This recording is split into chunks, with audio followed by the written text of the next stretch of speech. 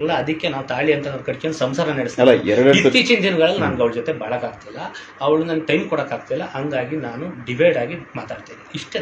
ನನ್ನೇನು ಕಾನೂನು ಉಲ್ಟಾಪಟ್ಟ ನಾನು ಮಾತಾಡ್ತಾ ಇಲ್ಲ. ರೇಪ್ ಆಗಿರೋದಕ್ಕೆ ಬಾಳ್ ಕೊಟ್ಟಿದ್ದೀನಿ, ಓಕೆನಾ? ರೇಪ್ ಅಂತಲ್ಲ, ಅವಳ ಜೊತೆ ಸೇರಿದ್ದೀನಿ ಅಂತ ಬಾಳ್ ಕೊಟ್ಟಿದ್ದೀನಿ. ಇಬ್ರು ಚೆನ್ನಾಗಿದ್ದೀವಿ, ಚೆನ್ನಾಗಿ ಜರ್ನಿ ಮಾಡಿದ್ದೀವಿ. 3 ವರ್ಷ ಗಂಟೆ ಏನು ಕಕ್ಕ ತಿಂತ ಇದ್ರ ಅಂತಾರೆ ಇವತ್ತು ಪೊಲೀಸ್ನವ್ರು ಫೋನ್ ಮಾಡಿದ್ರೆ. ಅವತ್ತು 3 ವರ್ಷ ಇಲ್ದೇ ಇರೋಳು ಇವತ್ತು ಸಿನಿಮಾ ಆದಾಗ ಇವಾಗ ಯಾಕ್ರಿ ಬರಬೇಕು?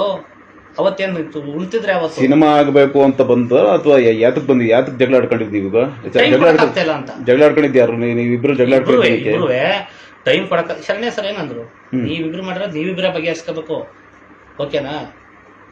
ಕನ್ಸಿರೋರು ಬದುಕೇತೀರ, ಕನ್ಸಿಲ್ದಾರ ಸಾಯ್ತೀರ. ಇದು 2ನೇ ಮಾತು ಅದೇ ಅಂದಿದ್ದವ್ರು. ನಿನಗೆ ಬೇಕಾ?